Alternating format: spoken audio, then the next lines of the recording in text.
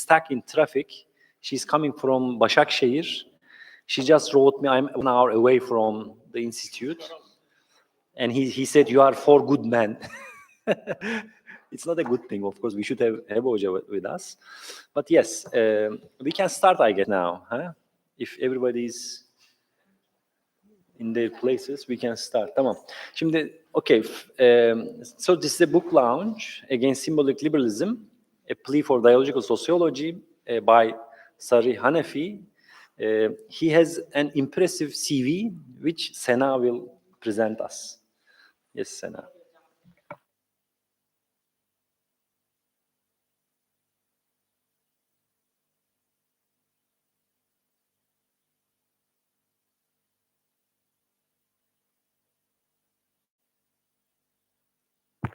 Okay. Professor Hanefi is one of the most well-known sociologists in the Arab world today. He is currently as a professor of sociology at American University of Beirut, where he also serves as a director of the Center for Arab and Middle Eastern Studies and the head of the Islamic Studies program. From 2018 and 2022, he was the president of the International Sociological Association and the first Arab scholar to lead it since its founding. He was also the editor of İttifakı, which is the Arab journal of sociology, for many years, and he continues to work on projects that connect academic knowledge to social impact. One example is a portal called Athar, which he founded to track how research in and about the Arab world affects society. And Professor Hanefi completed his PhD in sociology in Paris at the School for Advanced Studies in the Social Sciences. Since then, he has published many articles and book chapters on topics such as the sociology of religion, forced migration, and the role of ethics in social sciences. And his books include Study Islam in the Arab World, Knowledge Production in the Arab World, and the Oxford Handbook of the Sociology of the Middle East. He has received several major awards, including Abdul Hamid Schuman Award and the Kuwait Award in Social Science. He also received an honorary doctorate from the National University of San Marcos in Peru. And in 2022, he was elected as an international fellow of the British Academy. And finally, the reason we are all here today, in his most recent book, Against Symbolic Liberalism, and plea for dialogical sociology, where he calls for a new kind of sociology that is more engaged, more honest, and more dialogical. So that was a brief introduction to Professor Hanefi. Now I give you floor to our moderator, Önder Hocam. Yeah, thank you very much for this nice introduction. See, the book is here, and it seems it's now being translated in 10 different languages, and now this is the Turkish version, very new out from Owen, let's say, press. Now they are preparing it. So it will be a very influential book in the coming future, and it's an honor for us to directly engage with the author in this institute, Medit. Please, Hocam, floor is yours. We will first give 20 minutes to the author, and then we will hear our professors, and then, of course, we will open the discussion for you. Go ahead, Hocam. Thank you so much for Ibn Khaldun University, for you all, for the present, absent Hiba, to whom I contacted, and she proposed organizing this debate. So let me say that this book comes not only from my local and regional reflection in our late modernity and its pathologies, but also from my research agenda during the last 10 years related with my involvement in the International Sociological Association as a vice president, but also as a president, during which I made 3 calls. The first, it was about global sociology, what the meaning of global sociology, but with the specific features, I mean, the importance of positionality. And then a call for connecting sociology and social science in general with the moral philosophy. And my last call was in the Congress where I left the presidency in Melbourne, a call for dialogical sociology. So this is why I will debate with you these two concepts, symbolic liberalism and dialogical sociology. For the first one, I argue that it's a contradiction in which symbolic liberalism, in which individuals espouse classical liberal principles, yet act in politically illiberal ways. These individuals are knowledge economy producers, whether in sociology, in social science, media, politicians, lawyers, etc. So in an era of deep polarization, social scientists, I argue, often reproduce the very injustice they seek to challenge, taking entrenched positions while dismissing alternative perspectives. This has exacerbated the pathologies of late modernities that we can enumerate many, but particularly I'm sensitive to authoritarianism in the global south, populism in the global north, economic precarity, environmental destruction, now all unfolding in a climate where reasonable debate seems increasingly impossible, not only in the global north, but also in the global south under the effect of globalization. I mean, think about election, for instance, what happened in the United States with first Trump. Think about the political election here in Turkey, I mean, and all the polarization that created in many places. Let me first to be sure that we are on the same page about concept that when I talk about classical liberalism, I mean the importance of civil rights and individual rights, such as a freedom of expression and freedom of religion, for instance. However, contemporary political liberalism is which is heavily influenced by the thinking of the American philosopher John Rawls, is a normative theory for governance and society. I define it as a thin theory, a theory with some core values, justice as a fairness, with its two egalitarian and difference principles, and differentiation between the conception of justice with the plurality of conception of the good. And this is very important. Other than that, I provided a critical assessment in my book on when it went wrong as a thick theory, adopted, theorized, and implemented. So I'm not here to sell you a full package of liberalism and ask you to be fully fledged liberal. Okay, so I take it thinly. Okay, you may wonder, why should I critique liberalism while liberal democracy has been under considerable strain in the oldest democracies such as US or Europe? My reply is twofold.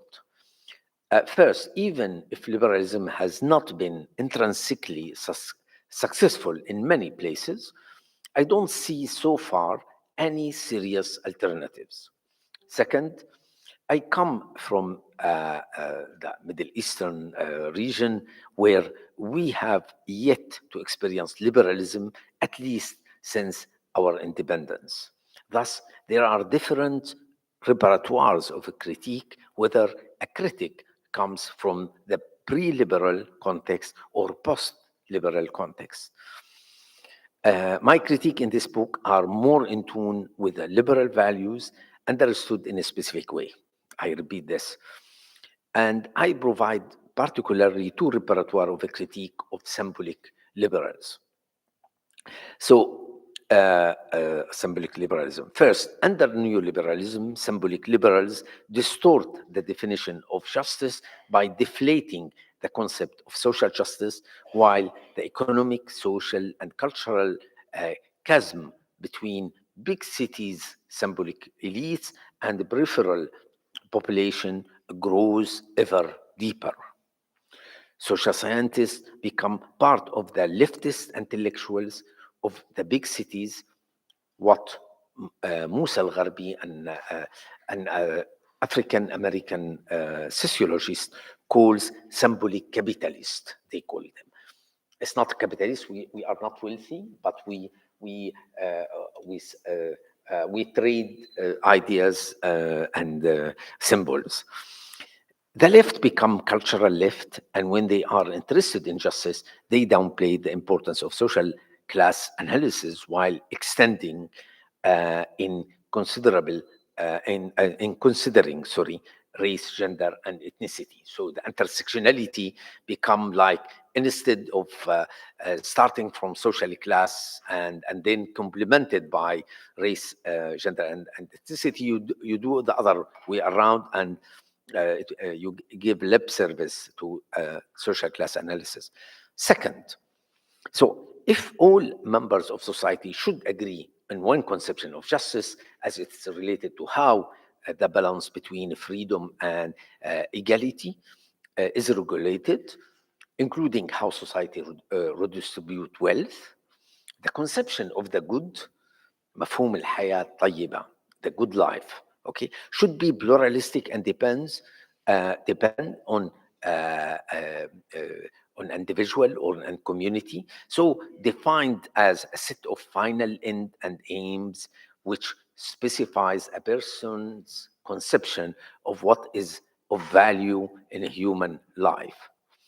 It includes all social bases of self-esteem, one's preferences and desire regarding dress, food, going to the mosque, going to the bar. All this is family education. All this is part of the conception of the good. So symbolic liberals indeed violate the distinction between the conception of justice and that of the good. They also consider only one possible conception of the good, a hegemonic one, that is sometimes packaged as an inherent part of the conception of justice. They inflate the conception of universality of the human rights, seeing them not as abstract concepts, but a concrete ones with little input from local cultures where they are implemented. Let us think about the Muslim veil, for instance, in France, and how it was banned in the public office. And why I talk about France? Let's talk about Turkey. I mean, we are in Turkey. I mean, this is how it was. This is absolutely. It's I mean, the way people dress. It's part of the conception of the good, but it will be banned, and we may use a language of justice to say, yeah, because this is a discrimination between male and female, that it should be banned. So, okay, so in order to impose their hegemonic conception of the good, they will extensively use codified norms, laws, to place their adversary outside the bound of legality. The empire of norms, to use Olivier Roy's expression, tends to downplay how people actually resolve problems when different conceptions of the good come into conflict. This dynamic is further aggravated by excessive identity politics within a subculturally fragmented and polarized society. Under emotional capitalism and psychologization of the world, individuals manage their emotion and relationship in increasingly private and individualized ways. Consider, for instance, the rapid growing number of the people who visit psychotherapists every year in Euro-American cities and beyond. With the decline of family authority, neighborhood ties, and other social structures, notion of the common good and common decency have lost their salience as a frameworks for negotiating differences between groups with this distinct conception of the good. Each group instead inserts a codified rights. For example, in commodified higher education, students have become clients who must not be challenged. They claim the right to trigger warnings, often at the expense of a critical theory, critical thinking. The last story was with a colleague historian who has teaching about the Ottoman Empire, and Armenian students went to the dean to say that there is no trigger warning, that it's put her in emotional restraint when she read this text. So let me pass to dialogical sociology. By examining key flag points of contemporary polarization, I critique how symbolic liberalism inflate the universality of right while simultaneously narrowing the space for dialogue. Rather than maintaining a rigid ideological stance, I call for dialogical turn, a renewed a renewed public sphere where diverse conceptions of the good engage in a genuine conversation while taking seriously the conception of justice. Sociology will be dialogical when it disentangles its commitment to civil society into two levels: level of mediation or soft normativity, and the level of strong normativity. In the first level, sociology provides scientific research that is important for public reason debates and for social movements. It is a moment of soft normativity, as a very scientific questions themselves has moral presuppositions, Max Weber reminds us. It entails the possibility of providing knowledge to government and organization whose action we don't always agree with. Sociology believes that despite the incommensurability of some modes of reasoning and political, cultural, and religious traditions, actors can engage with each other through a dialogue and reach sometimes overlapping consensus. This is not only in line of the theory of roles and Habermas, but also Durkheim vision of a sociology that promotes social cohesion. So mediation level is always in respect of what is considered as a universal social justice, including the Universal Declaration of Human Rights. So this is, if you like, the mediation, because I complain that we often sociologists jump to the level 2. What is the level 2? Strong normativity, where sociology not only engage with civil society, and actually every time sociologists, some trends, think about civil society, some think about the progressive one, and thinks about those who resemble them. The other, they become no democracy for the enemy of democracy, Islamists, for instance, or I don't know, right wing, etc. So, but also take a position in favor of marginalized group against hegemonic power and defend those values dear to sociology. So this is a strong normativity.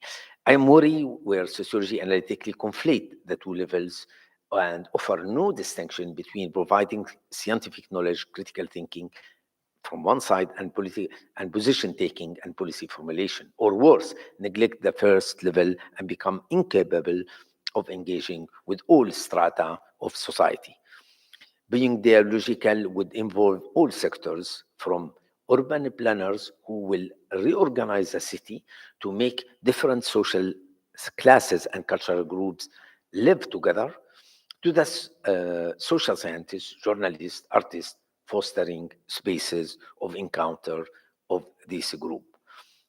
So I developed 4 themes. I will not have time to talk about them. So maybe I will talk about only 2. So just to say, so I show how polarization in society reach the academia, and academia become part of this polarization, and and cancel culture is a real phenomenon, but not coming only from the left, also from the right. This is a real problem, and disinvitation campaign student is doing is really a problem. I mean, we see fleshing up all this and punishing faculty who think not like what is the mainstream will think. So this is one.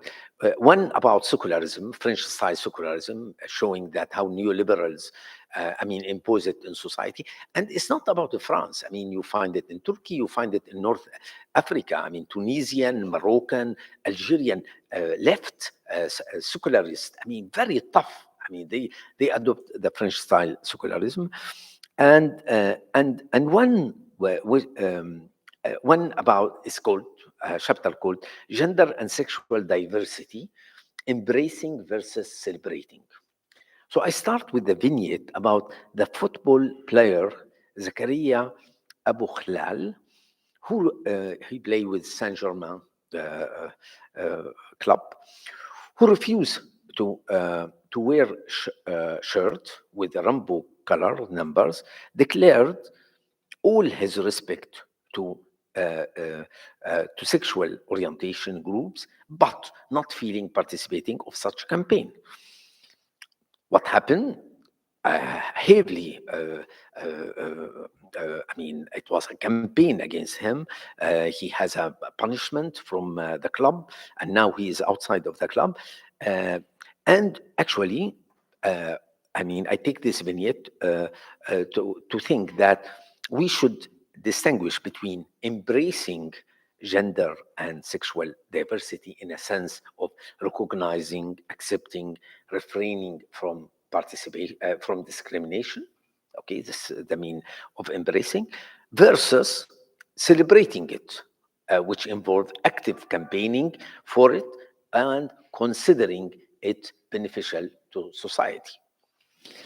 We have the right to say it's not this is not beneficial or something like that. So this distinction is not anecdotal. It's a strategic approach to advance the right and societal recognition of vulnerable sexual group, gender group. So it's even this conflating this embracing and celebrating will fire back even against this group. Actually, this is what we see all over the world, not in the West, of course.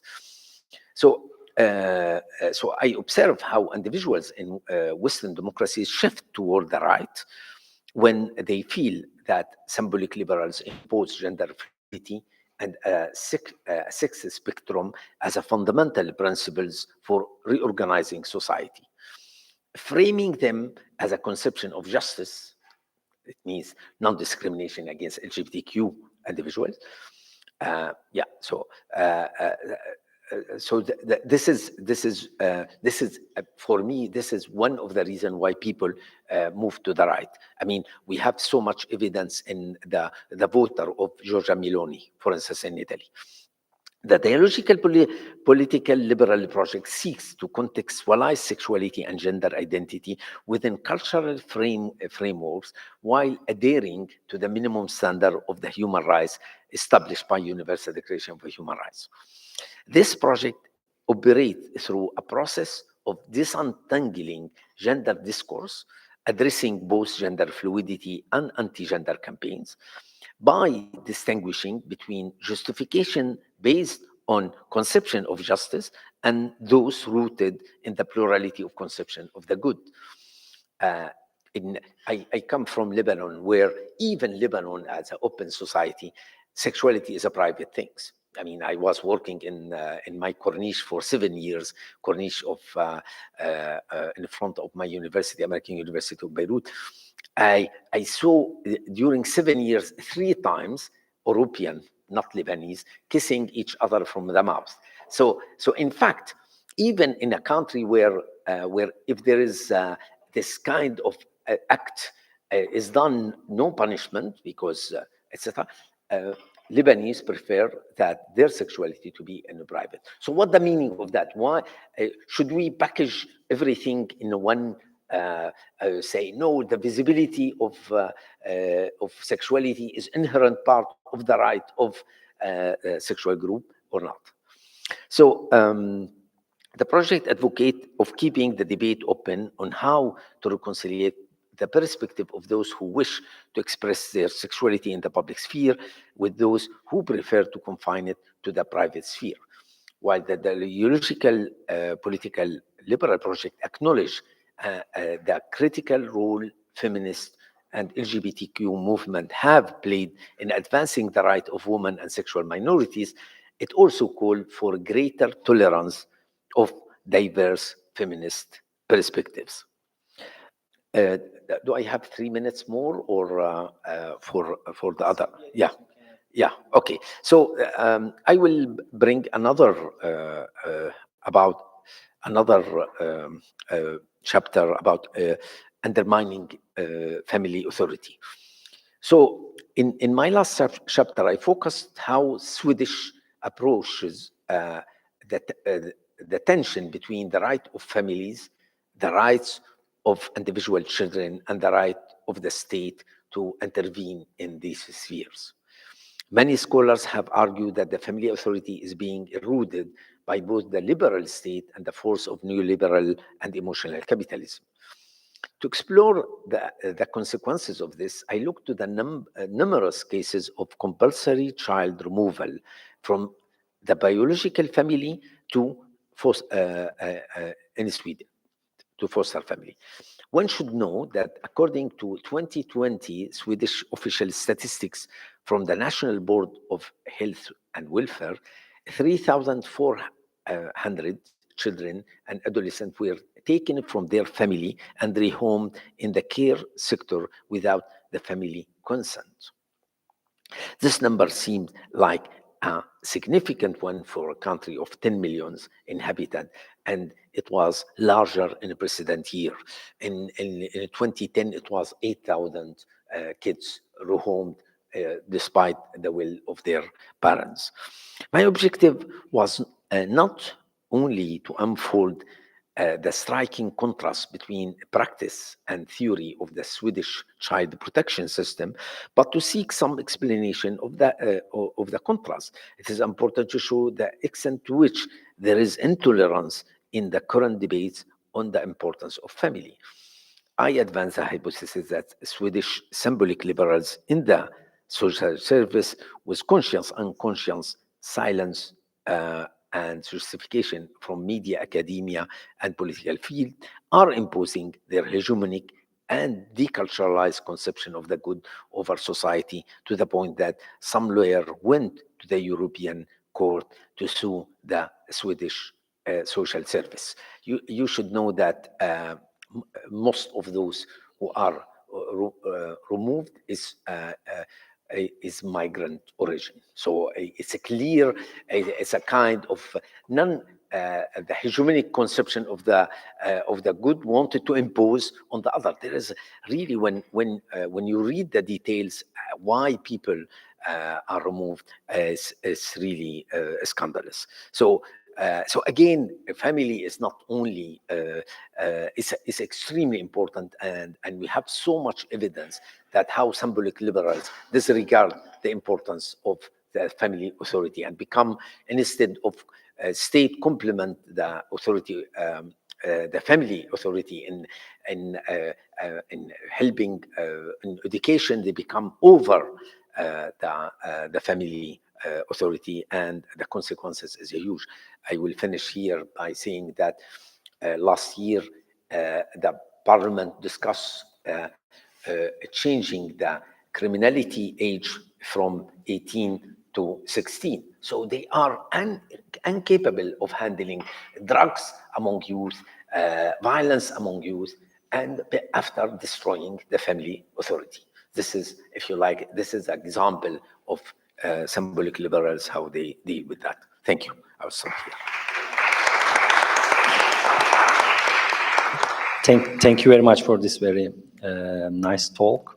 And actually, we are opening a new program under this dome on argumentation and conflict studies. We will also, it's also a plea for dialogical, let's say, solutions, but not like this, I guess. But I think it will be a nice discussion, I hope, how to think of different, like the plurality of different comprehensive worldviews clashing, let's say, under certain institutions or certain dialogical settings is a kind of $1 million question to be solved.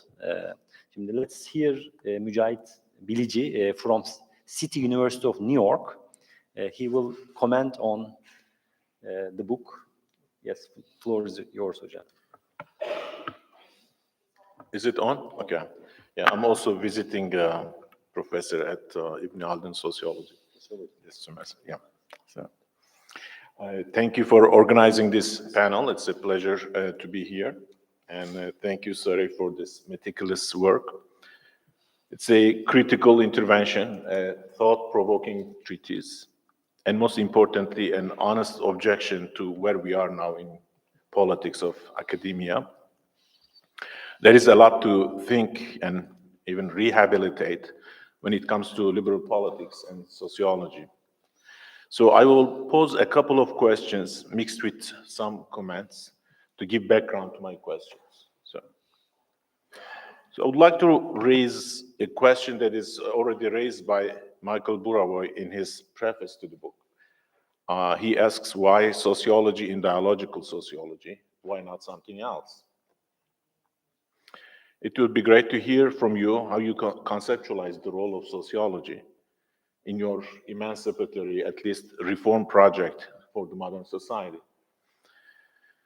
Does it occupy a privileged position, or is it just an arbitrary tool which happens to be available to us in our search for a language to articulate certain problems in our societies? In short, is sociology special?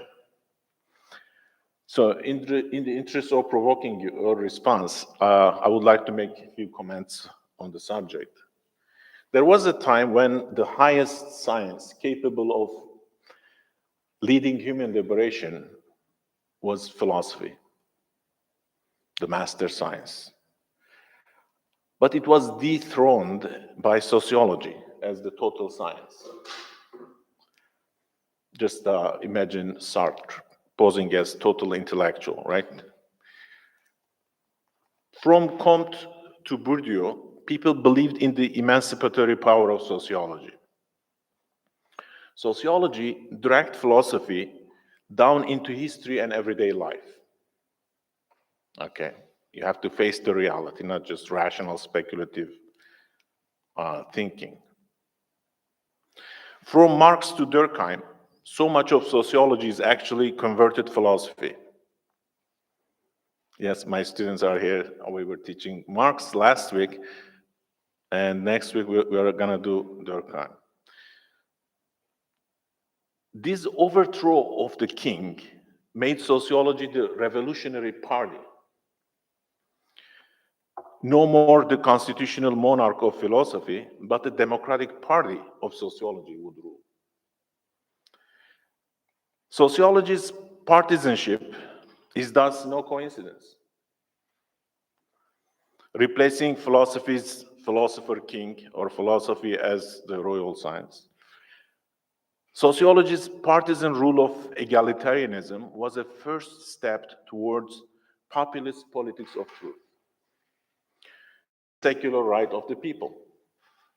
So the divine right became the voice of the people, vox populi, whether in the form of class, society, or even nation. So Bourdieu's militancy about sociology is no accident and emblematic of this shift. Those of you familiar with Pierre Bourdieu, French sociologist, he describes sociology as a combat sport.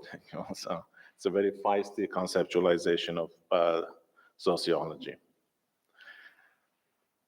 Because Bourdieu is the Robespierre of the Republic of Sociology against the ancien regime of philosophy. This worked fine as long as sociology remained a European affair. But then there was the question of other sovereign cultures, towards which Euro-sociology remained insensitive, undemocratic, and at times genocidal. The European leftists who realized this fact eventually gave up, and they opened the gates of immigration. Thus, we saw the influx of post-colonial theory,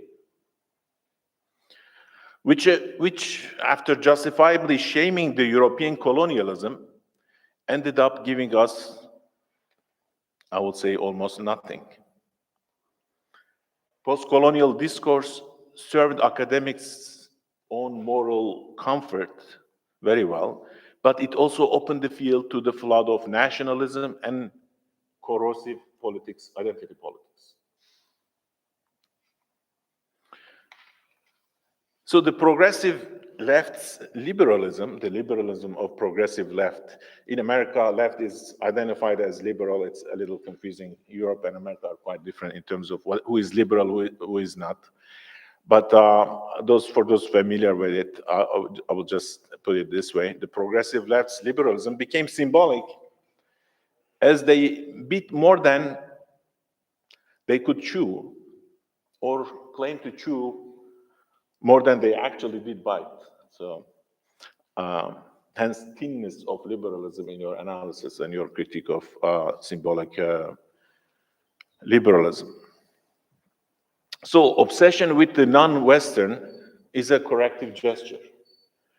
But ultimately, it turned out not to be a solution to the problem of theoretical justice for a global society.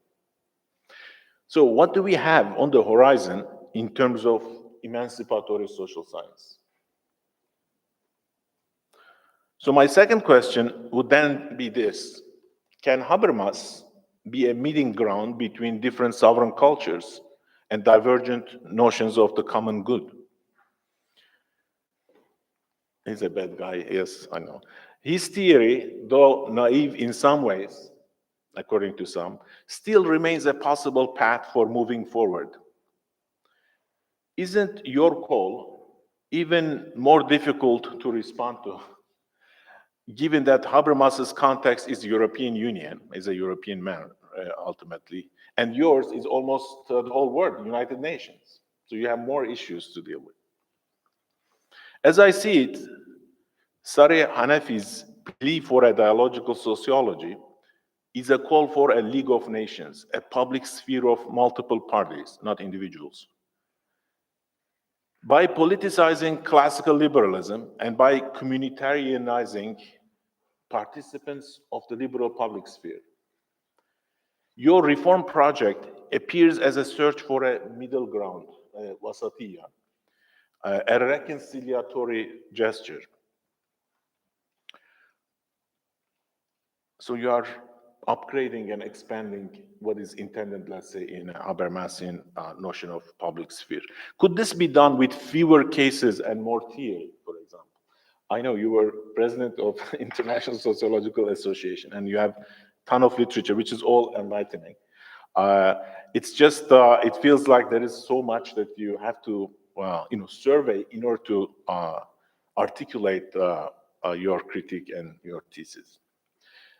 Do you think that that bureaucratization of academic inquiry and fragmentation of issues is also part of the problem we should be fighting?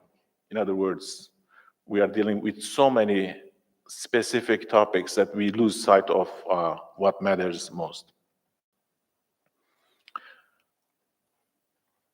My third comment is that sociology seems to leave us with either identity politics of symbolic liberalism or the revolutionary politics of class analysis. So look at sociologists, what do? Either it's identity politics, feminism, race, this and that, or we have to have a revolution and we're gonna solve everything at once.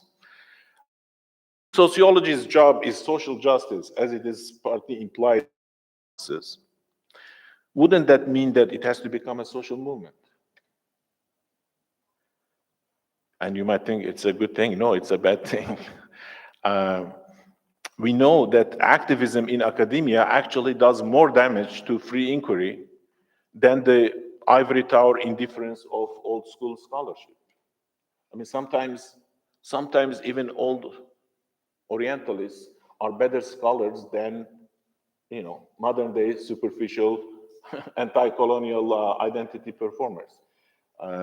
So this is something we need to think about, whether activism is indeed something good for academics, where performance replaces true scholarship, and you gain immunity because you claim I'm woman, I am LGBT, I'm Muslim, therefore I'm entitled to say, and you can't question me, or people are afraid to question because of the protocols of engagement. Should there be more activism or less? Finally, would you agree that we need a greater openness to what is easily dismissed, and I think you would agree with this, what is easily dismissed as right-wing or conservative when it comes to addressing many social issues? In other words, could it be that sociology needs a bit of fascism, to put it in shocking terms? We need a little fascism in sociology. Why? Let me explain. To the extent that sociology is leftist, because it's structuralist, because it's for reasons of modernity, because it is leftist, it remains mathematical. Its notion of society and justice, both of them, or social justice, is numerical, calculatory, and distributive. So it levels people in terms of equality. Almost all modern trends do that. But mathematical justice is devoid of emotions, something you criticize. Care, love, compassion, forgiveness are ontological impossibilities in that perspective. There is really no room, there is no love in sociology, no compassion, no forgiveness. What are you gonna do to bourgeoisie when you do the revolution? There is no compassion, no room for emotions. It's really interest and calculation. It's either all are equal or nothing matters, almost. That is why, even if symbolic liberals inflate social justice, as you ask them to do, the way they inflate the universal human rights, they will still lack the emotional, the personal, in short, the communal. The communal. The idea of social justice in sociology is still mathematical, not human. Sociologists failed to see that fact, and people voted for Trump. Why? Because Trump is a person, a horrible one, but still a human being. Liberals, on the other hand, are abstract numbers, human robots or avatars of their normative justice. A bad person is still better than a robot parroting ideals. It seems to me that social justice, given its abstract nature, is not a real solution to the problem. It is the community that is missing in contemporary society. And by community, I mean both personality and community, shakhsiyat and jamaat. Okay? Both of these terms are implicit in the notion of the communal. That is what is missing in our contemporary society. Do you see, let me conclude with this question, not so much related to this, but slightly it is. Do you see any role for Islam in the retrieval of community, if the conception of Islam passes the test of dialogicalness? I will stop here and thank you. You may respond, but just hold it a little bit. We should hear Ramazan Hoca. Ramazan Hoca is also from Sociology Department in our university. Yes, Ramazan Hoca. Okay, thank you very much, Önder. It's a great pleasure to have Sari Hanefi here. And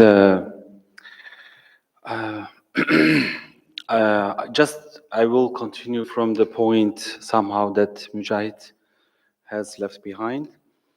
While reading the book, first of all, I want to acknowledge that it's a very great work by Sari Hanefi that highlights the pathologies of modern society in the late modern period, where not only in Euro-American world, but in all parts of the world, we sociologists and anthropologists and social scientists, we are dealing with different forms of pathologies that have been deepening actually. So in other words, actually these pathologies are not new phenomena. We have been, as humans and societies, we have been engaging and dealing with all these issues for a long time. But of course, the world is becoming and transforming into a smaller place, and we are being too much affected by those different forms of those pathologies in the contemporary era.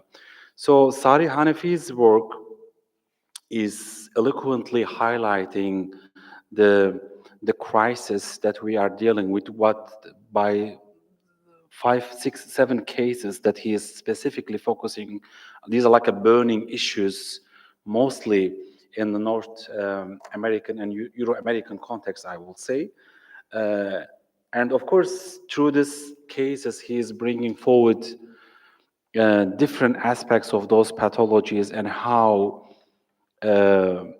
we can engage with this. So in other words, by doing this, actually directly or indirectly, he is highlighting some questions. So one of them is, what is the role of sociology? What is sociology for? Is it really worth to study, or is it really worth to get a degree in such a discipline? And the second question that he is bringing forward is it in a crisis? Not specifically sociology, but social sciences. And we have been talking in different platforms at Ibn Khaldun University about this crisis, this ontologic and epistemological crisis within academia, in particular context in Euro-American. Reading the book, this is my bad side, is gonna come out now. I am too much concerned for a long time about the knowledge production issue from an epistemic ground. Okay, so as a text, when I map out the text by Professor Hanefi, I was too much concerned about the sources of knowledge that professor is using. So in the world of Sari Hanefi, what are the sources of knowledge that he's imbricating or integrating to his knowledge production process?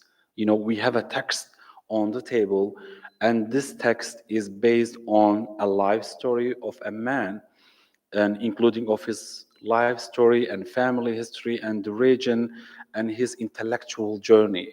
So in that context, I want to talk about a little bit the discussion, the framework that I want to move forward, and then I will ask my question to Professor.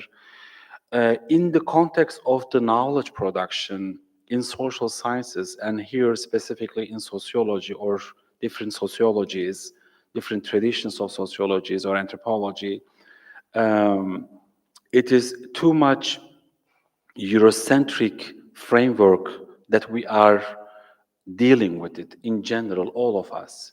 The education system that we went through, and the literature that we are encountering with, and the university campuses and the curriculums that we are engaging with. So in that context, we need to think about the notion of knowledge and what are the sources of knowledge, in addition to secular, let's say, positivist, evolutionist framework, which is based on experiment, experience, and rationality. So in that context, to what extent in the project of dialogical, liberal, sociological project, is there any space for instance, revelation or intuition or other sources that we are addressing in the Islamic tradition, for instance? In that dialogical framework, is there a room for Islam and Muslims to engage within this dialogical framework? So this is one of my questions. And secondly, in that journey, of thinking about the society and talking about the society and doing research about the society, I found it a little bit,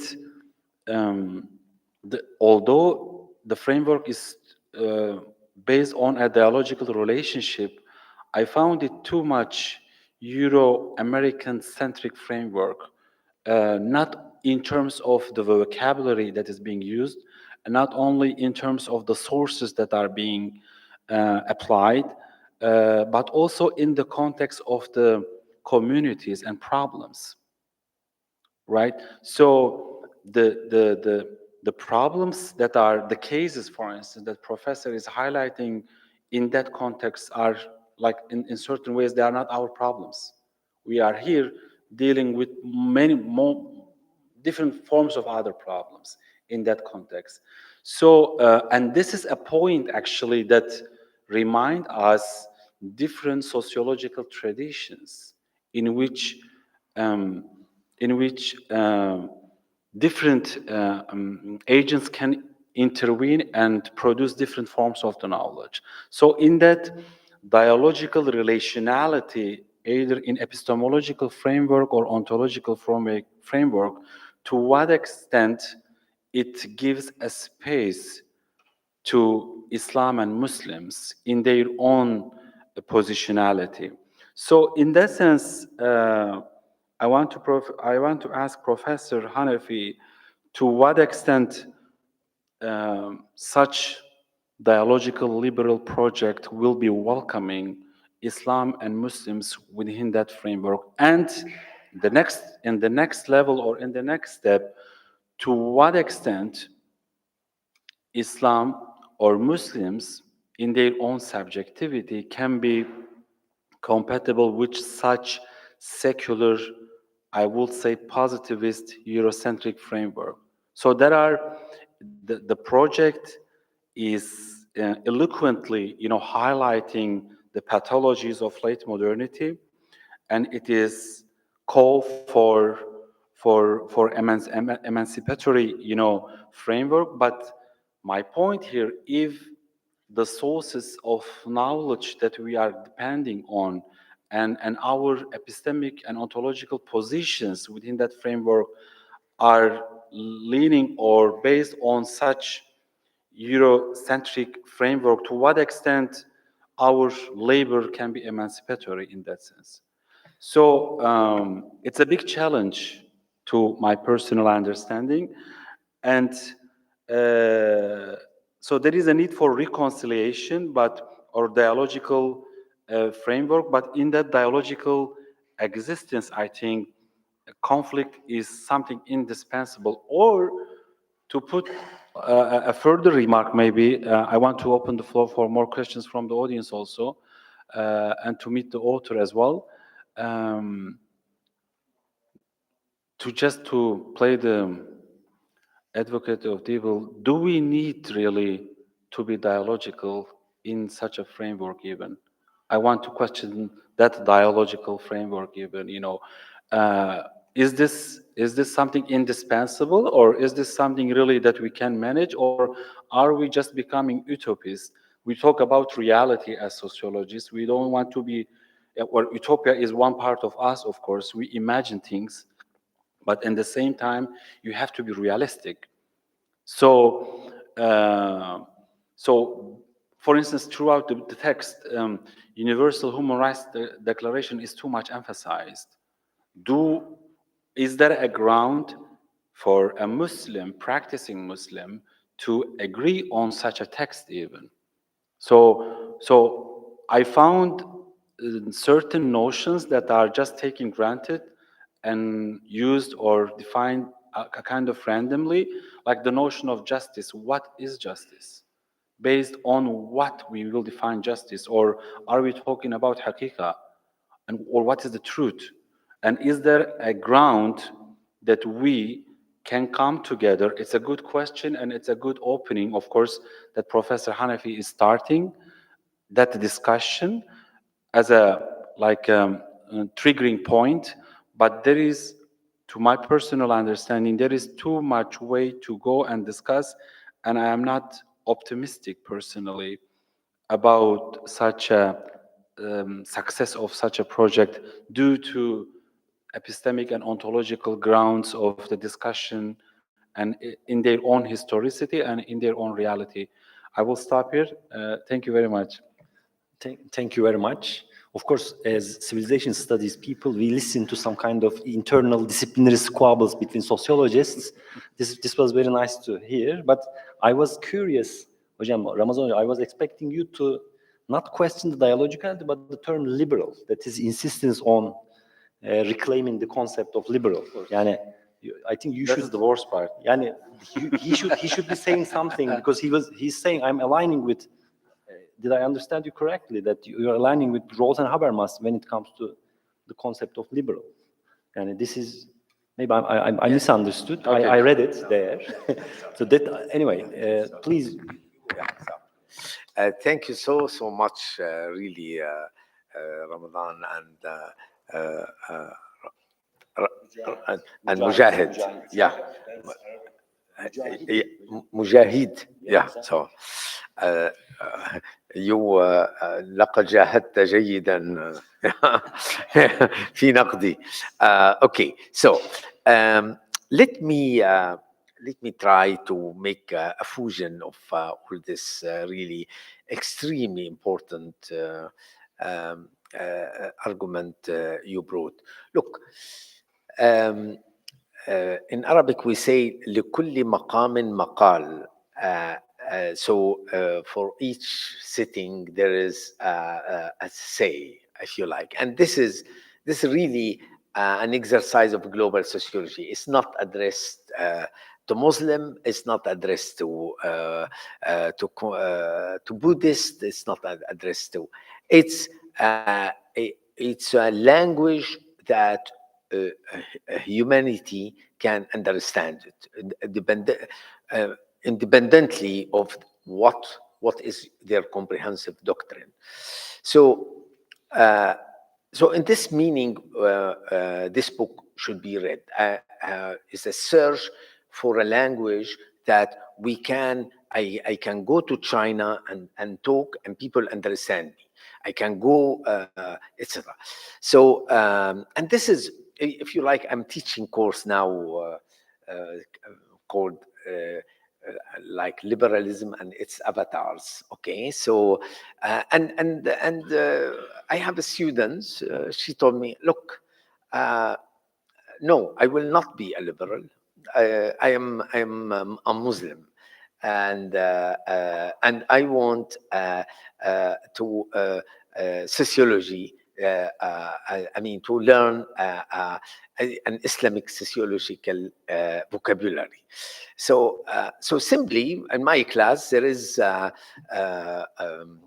consul of Cyprus in Lebanon. She is a student of this seminar. So I asked her whether with this you can talk with Maria. So if you like, here, if you like, this exercise is how we can really talk to each other. So it needs to be understood in this meaning. And if you like, before this book, I have a book. I think it should one day I should talk about it in Ibn Khaldun University, because really it's about Ibn Khaldun methodology and approach. It's called Studying Islam, the Rupture Between Social Science and Religion, in which if you look to even to the English version of the book, because the main version, the original one is Arabic, I would say 80% of my references are Arabic. For instance, I engage with Taha Abdul Rahman, for instance, in his conception of community, how he rehabilitates, about the ethics, for instance, where Taha is really is mentioned maybe twice in my book here. But so I think because that book is addressed to the Arab and Muslim world, while this is addressed to everyone. So, if you like, I'm interested in how somebody like Yasser Qadi is a sheikh, is a scholar, graduated from the most Salafist university in the world, Al-Madinah Al-Munawwara, and took a PhD from Yale University in Islamic Studies, and he is a big authority in North African Fatwa Council, if you like. Okay, no, North American. Sorry. So yes, so I took in my chapter about gender and sexual diversity, I took the case of Yasser Qadi, how who would never use the word that liberal, say I am liberal, okay? I show that his position about homosexuality is absolutely a liberal, if you like, argument. In a sense that how somebody like Yasser Qadi, who has a clear classical position about homosexuality as a sin, how he formulated through 3 texts, including fatwa, I mean, and a circulation to Imam, and an article in Al Jazeera Net, the 3, how he really respect, if you like, what can be dialogical liberal project. The very fact that he say we are not excluding a gay person from the community, that we don't have a hatred language against them. He formulated, and I'm interested in this. I'm interested how we can be conservative, but we can be able to talk with the other in pacific way, and reduce the horrible setting of polarization our society is lived in.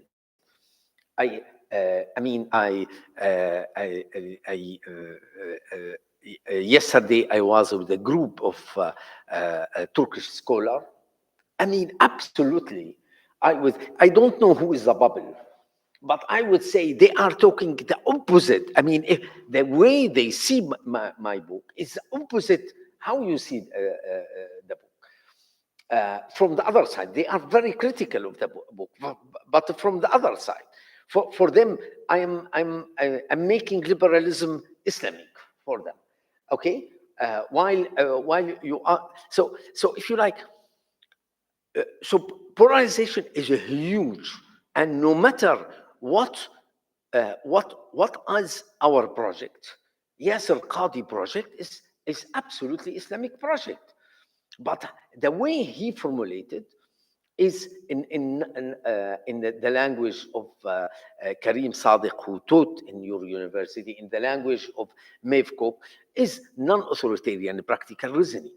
I am interested in this, how our sociology can be part of this non-practical, non-authoritarian practical reasoning, and not part of the an authoritarianism, but from the other side. I mean, yeah. If he identified his stance as liberal or as conservative Muslim? No. If you like, I don't. Yeah. No, yeah. This is. If you like, I am not. If you like, this is the issue. Yasser Qadi, he is not in the academia. In the academia, there is a common language. I mean, he is in a comfort zone. He has a follower million times more than me. He is in his in his comfort zone. Okay, so he is not obliged to have a common language like me with the other. But so if you like, I'm not criticizing him here. I'm just to say I am in academia where I talk about Maria, David, and Muhammad, and etc. I need to have a common language for this and that. And the fact that so this is the book about that. The book is argue that you can absolutely have an Islamic perspective and formulate it in a way that you reduce polarization in your society. And you can do it in violence, you can do it in a different way that is not reducing polarization. And if you like, polarization in a pluralistic society, in our pluralistic society, is a major issue. Is a major issue. You know, Syria, the first communique statement of the Ministry of Waqf in Syria was what? To deal with a huge fighting in the mosques between Ash'ari and Salafi. So if you like, the facade of Syria from outside is to say, look, I mean, you have a Muslim majority, etc. But in fact, pluralism is now the Salafi, if they want to argue in the public sphere to convince the Ash'ari, it's not to convince the secularist, okay, need to use a kind of language that I call it a liberal, theological liberal language. But you may call it whatever you want. But if you like, this is how it's a common now to. It's a practical question. You said that although he has a liberal position, he doesn't call it liberal. So my question is not to Yasir Qadhi, it's to you. From your own project of theological political liberalism, do you think it would be better for Yasir Qadhi, for larger public, his audience, not just Muslim audience, with respect to global audience? 1 second, let me complete my sentence. What is your answer? Would it be better for theological purposes for him to identify as liberal or insist on being a conservative Muslim, open for conversation? Which one do you think would be more theological? No, that's my question for you, not for him. No, absolutely, the second one. Okay. The second one, but hoping that he will not tell, as I wrote in my in chapter 2, while I am writing this chapter, I am hearing my neighbor with hearing one of the sheikhs say liberalism is atheism, is a kufr, is etc. I mean, this is he should label as he wanted to label. In liberalism, there is a perfectionism. And the perfectionism, for instance, there is a liberal scholars in China who said, we want state to intervene in the conception of the good based on Confucianism. And I think it makes sense the way he wanted the Confucianism intervene in the public. So I am not discarding, if you like, how you will contextualize it. But yes, if you like, the label is now, the question of label is really very, very important. I have to, as a non-authoritarian authority, yeah, in order to ensure real dialogical pluralism in this room, in this very room, I should open the floor for debate. Absolutely. So that and we will keep maybe after, and actually with the other question. Because the time is so, okay. Ramazan, I will give you voice, but please, I want to open this floor for debate. Any voices? Hello. Good evening, Professor Hanefi. It's an interesting. I am Musa, and I'm a PhD fellow at Ibn Khaldun, Department of Sociology. In Ibn Khaldun. Yeah. Yeah. Oh, it's an interesting discussion about the book and the larger issues.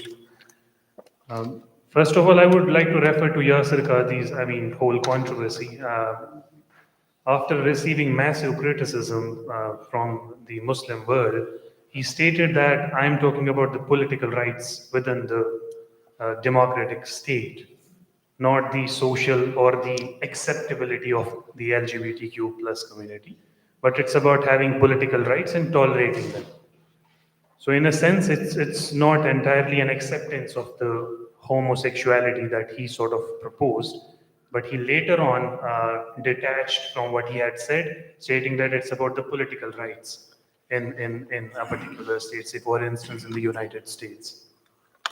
And he has long way back disassociated and detached from the methodological creed of Salafism. He's no more a Salafi, he's a liberal Muslim, he calls it. So it's about that. So now the question about dialogical sociology, what first thing comes to my mind is are you trying to implicate a sense of alternative methodology? Can we say that dialogical sociology can also be used as a methodological tool in terms of understanding the larger picture of the world? And also, while trying to draw a ground, in a sense, creating a reconciliatory response to the larger picture in terms of what you're trying to say, that basically is if sociology or the larger part of social sciences are under crisis, and it is politically illiberal or politically, it has not been addressed. That's what you're trying to do. You're making it political and engaging as well. So is dialogical sociology, is it a hunt or is it a quest for an emancipatory or alternative to the dialogues in sociology? Or will it still be, if you look at the structures, its structures are very multi-layered. I hope you're getting the point. The structures are multi-layered and a common dialogue, given the multi-layered structurality of the society, multi-layered structures of the society, can there be a common ground for dialogue? That is my question. And the other question was about using it as a methodology, dialogue as a methodology in social sciences, particularly in sociology. Yeah, thank you. Do you want to take more questions or do you want to respond? Maybe to respond. Yeah. Okay, go ahead. Okay. So thank you so much. Actually, first point and the second is common with the other esteemed discussants. So let me give you really a concrete example from my career. 15 years ago, I was proposed to do, I am a sociologist of migration. I have been working on a question of Palestinian refugees and diaspora for a long time. And myself Palestinian. And so I was asked to do a study it was a big story, and I was involved in it, about Palestinian rights, Palestinian refugee rights in Lebanon. You should know that we have fourth generation now. They don't have the right to own property or to work in Lebanon. So I was asked to do a study because I did, if you like, study about professionals, Palestinians. How they are. There is a huge discrimination against them. They work, but illegally, if you like. They are paid the quarter of what a Lebanese can be paid for the same work. So a donor come to me and say, can you do a study about if the Palestinians have the right to work, what is the impact of the labor market? How much will undermine, if you like, Lebanese, the national, their access to labor market? What share they will have? So in that time, I consider that this request is unethical. So really, I refuse to do it, because in that time I thought that in doing this is endorsing that in fact satisfying the dominant, the Lebanese, and then if the result that they will take a good percentage will be used against the Palestinians, something like that. So I found this is unethical. Now, a posteriori, now I am much more mature. I am much more dialogical. I think I was wrong. You need to as a researcher, you need to provide research to even those who have a fear, even if, and for you, unjustified fear. I mean, the Lebanese national, how much this bloody Palestinian will take from.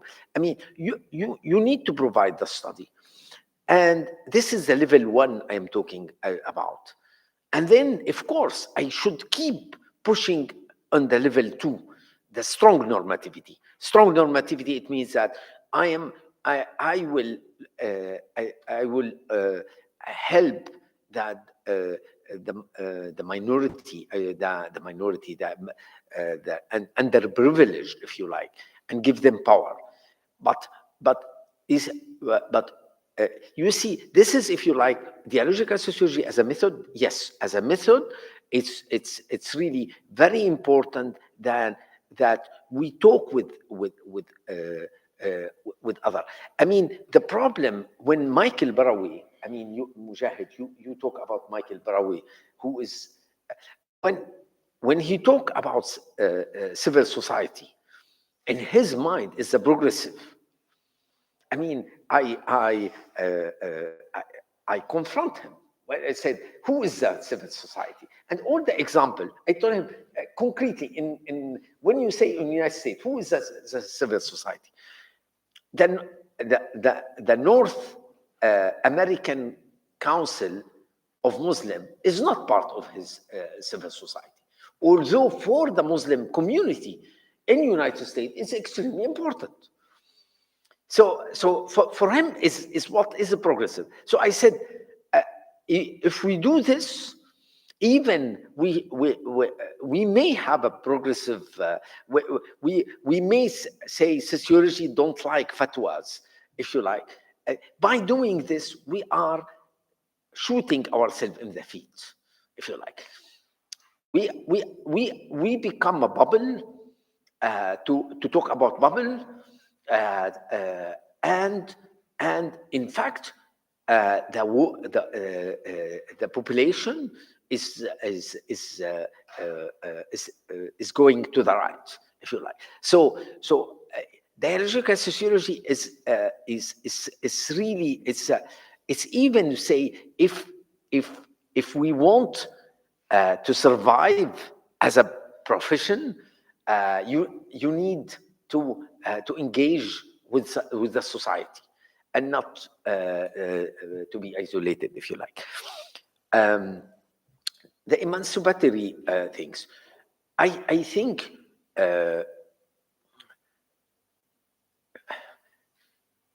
I think here where comprehensive doctrine will come into fore. When we say that Yasser Qadhi should formulate his statement when he published, particularly in the public sphere, for instance, Al Jazeera Net about the curriculum, education curriculum, you need to formulate it in your emancipatory, your understanding what is human emancipation should be formulated in a language accessible and shareable with the other. And this is why I think if you read his article in the net, in the Al Jazeera net, there is no, if you like, Quranic verse to say, because there is a Quranic verse that I say X, Y, Z. While in the fatwas, it's clear, it's a very grounded in, because it's addressed to the community of believer. So it's the same Yasser Qadi. It's the same Yasser Qadi who will write a fatwa and write an article in Al Jazeera. He didn't change his position. But what is important for me, it's how he make this public reasoning, non-authoritarian practical reasoning in the public sphere. So I will stop here. Let's have a few questions. Yeah. Hossam. Yeah. Maybe we collect. Yeah, let's collect. Yeah. Mariam, do you want to ask any question? Thank you so much, Professor Sari, and thank you for Professor Ramazan and Professor Mujahid for their interventions as well. Speak up. So I'm sorry. Can you present yourself, please? My name is Hussam Eddin Dessouqi. I just finished my MA at MEDIT at the Civilization Studies program. Yeah. And I come from a political science background. I did political theory basically in the bachelor's, and I continued with it in the MA, related to the Islamic sciences as well. So there's a similar crisis in the political theory field. And since the end of the 20th century, it has been written about how, for now, political theory is no longer doing what it should be doing. The question of the state starts with the question of what is the good and what is justice. You start with the first political theory text, you read Aristotle, you read Plato, you read what is justice, what is happiness, what is the human being, and so on and so forth.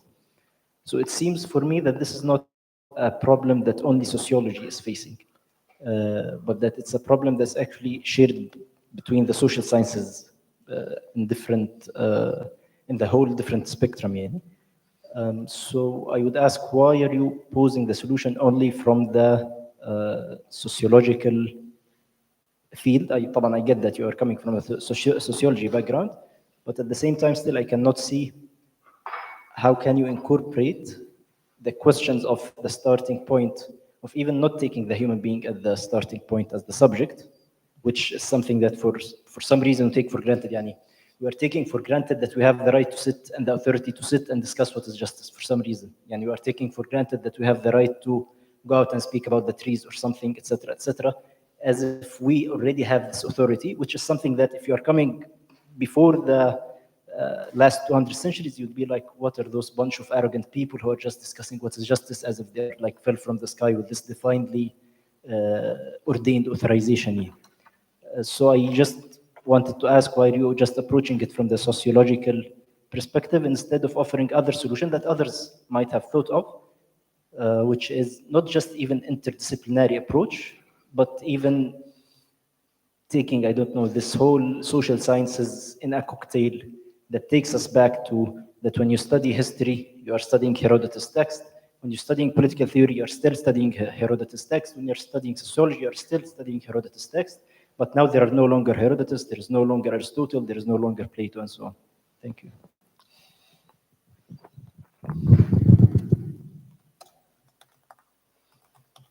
Yes.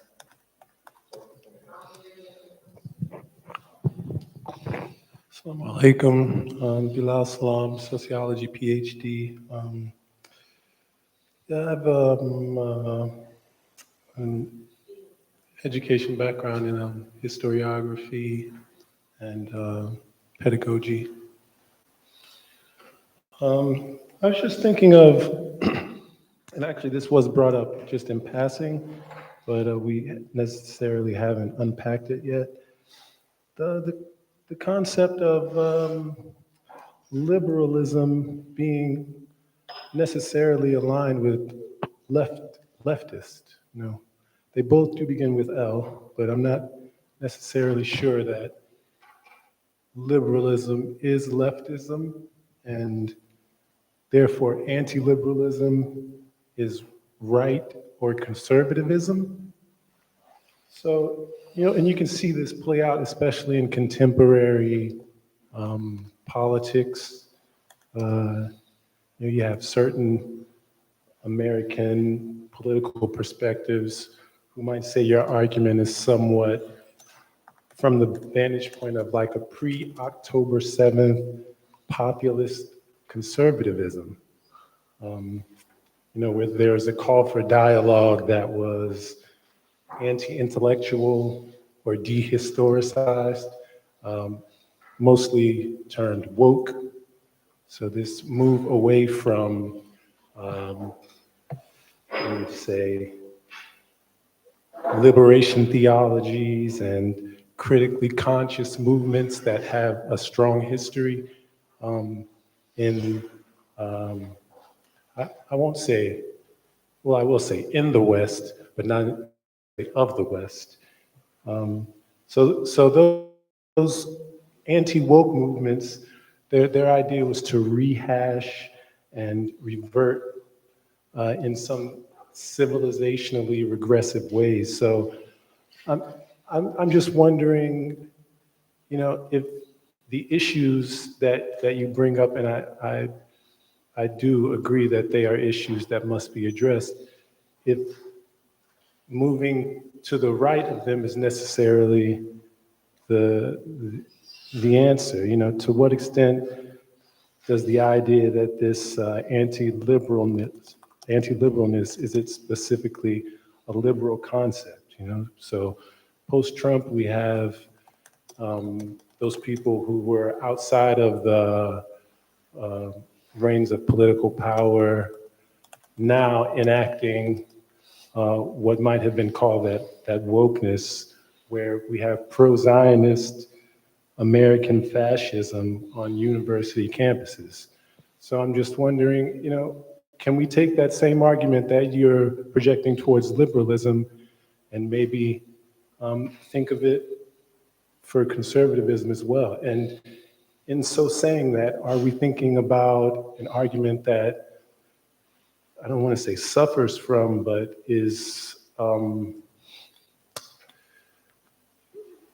somehow overly influenced by a type of presentism, or maybe like a trans-historical essentialism? Yes, hocam. Sorry, do you want to?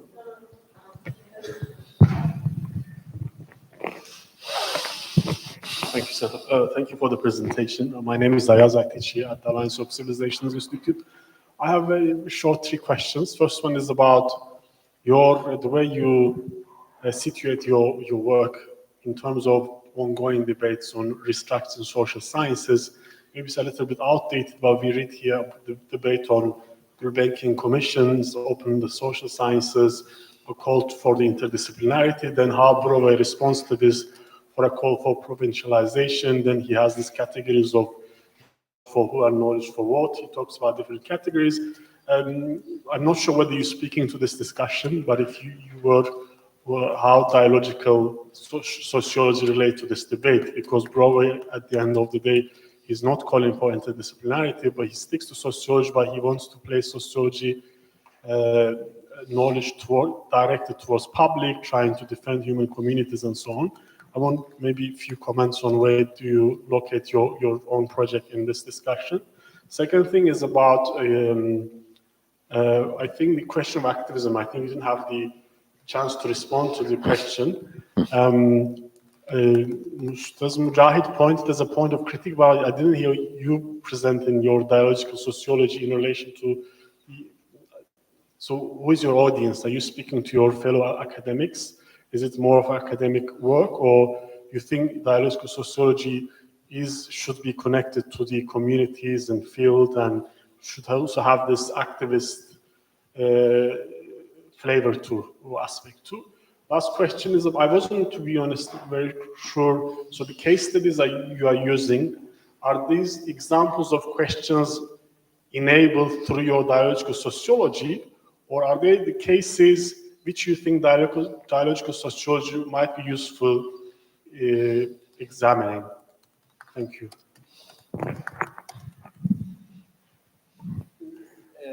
Steve, please. Very short question. Excuse me.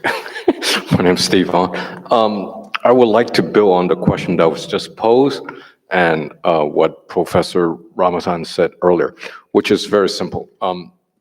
According to Karl Marx now, it is not possible to liberate oneself using the master's tool. And I think Professor Ramazan was making this point earlier that your references, your cases, the sources of your book seems to me is coming from the West, or at least Western-centric. Therefore, is it possible within this quote-unquote Western-centric framework to liberate ourselves? Thank you.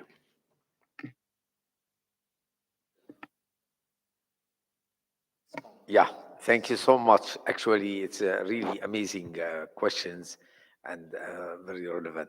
Yeah, so let me also mix on replying on them. Well, I will start by your questions about about moving to if moving to the right is a solution. Actually, not at all. It's I think first of all we know we have statistics in France and UK about the political leaning of sociologists. So in the United States, it's 82%. They identify clearly as a left, as a Democrat. In France, it's almost the same the percentage, and among anthropologists is much higher. So we have, if you like, we know that particularly sociologists and anthropologists, they identify with the left, if you like. And this is so this book has this mission. I mean, to say, look, you are from the left. Left historically is identified with dealing with social justice issue, but you are not serving social justice issues. I give many examples. For instance, when you do intersectional analysis, what has been privileged, what is not, things like that. So this is one thing, and the second is to show that how they impose their conception of the good on society. The way, for instance, sociological community dealt with the secularism in France was not critical how the new laïcité, the French-style secularism become religion against the foreign religion. So I am interested in criticizing this. Doesn't mean that I want to privilege the right. And the solution is not they move to the right.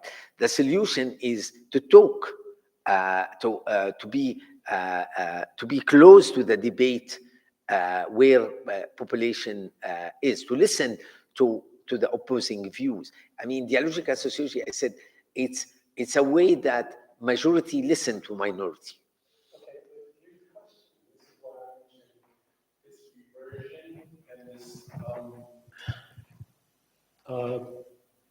This subversion of purposefully, though not outwardly, pulling back, make America great again.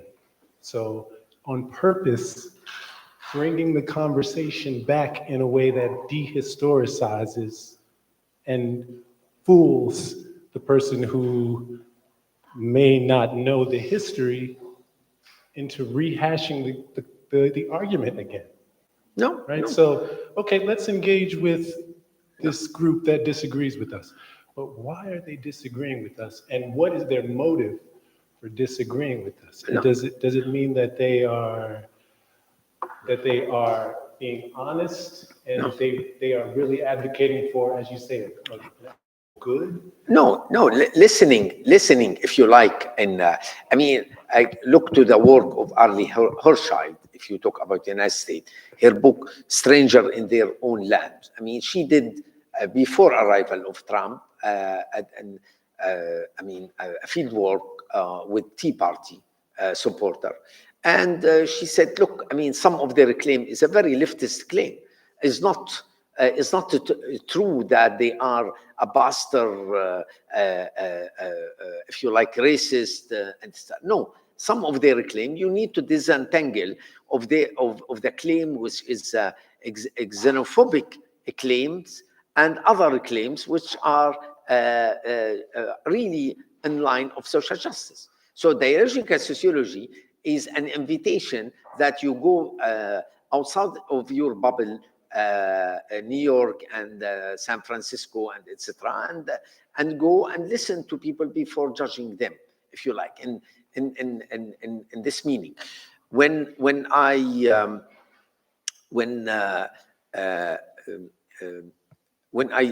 try to publish my chapter about societal polarization and academic freedom, it was rejected.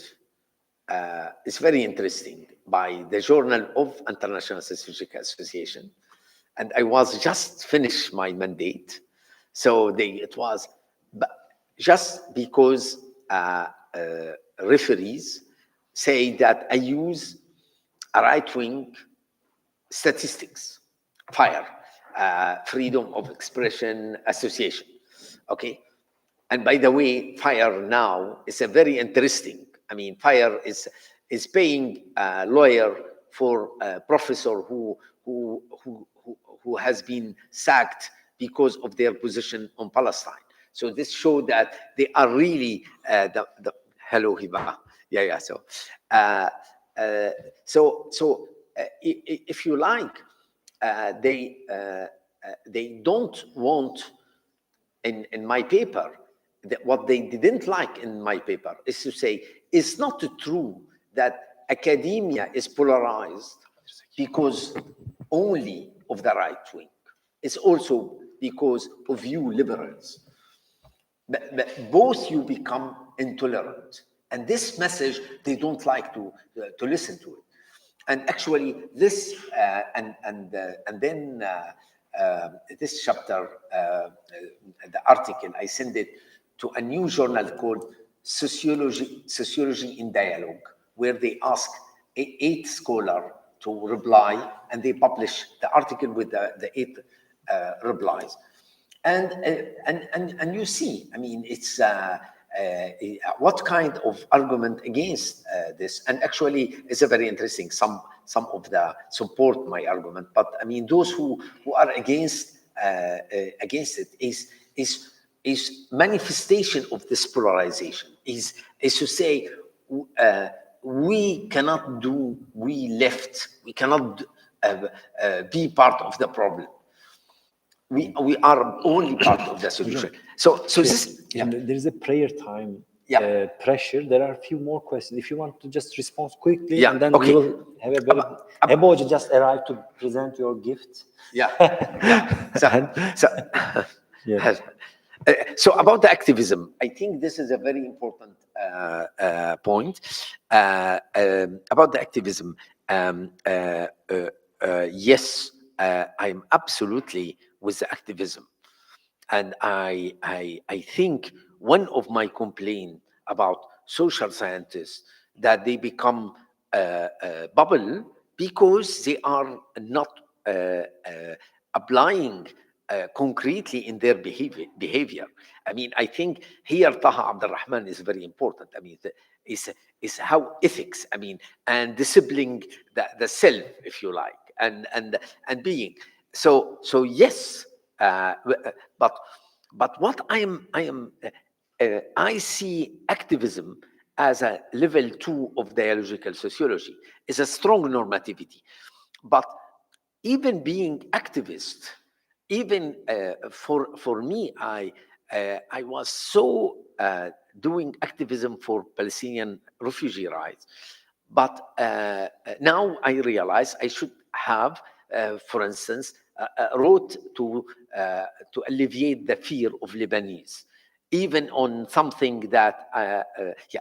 So you see, it's not against activism.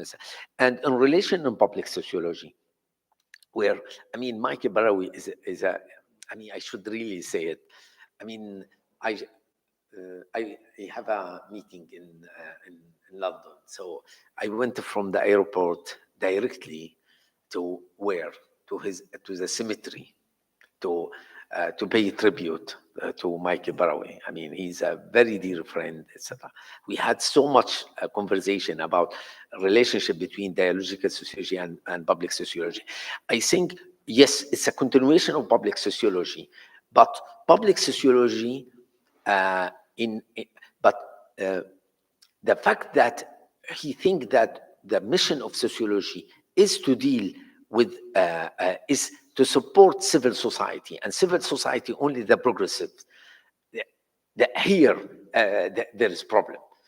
And it's clear that Michael Barawi, for instance, he was influenced, he was against, when it was between Morsi and civil society in the street, he was with the civil society in the street.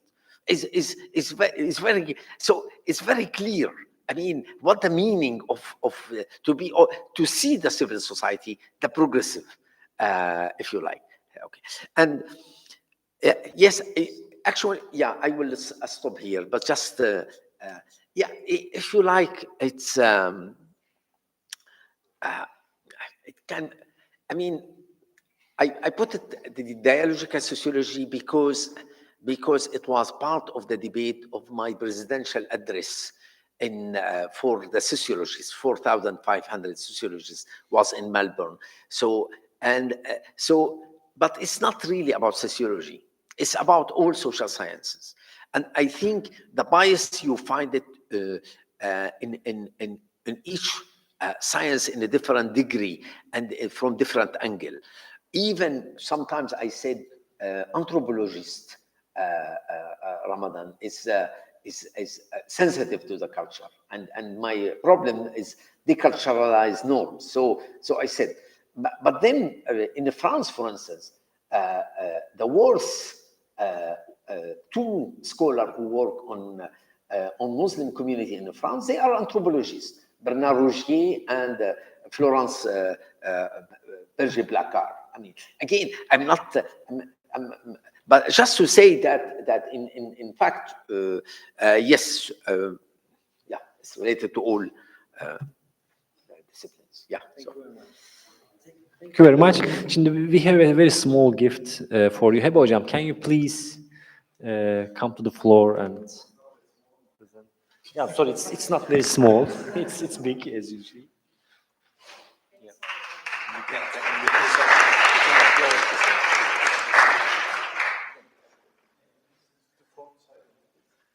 You can get the phone. Yeah. No, it's you. No. I hear.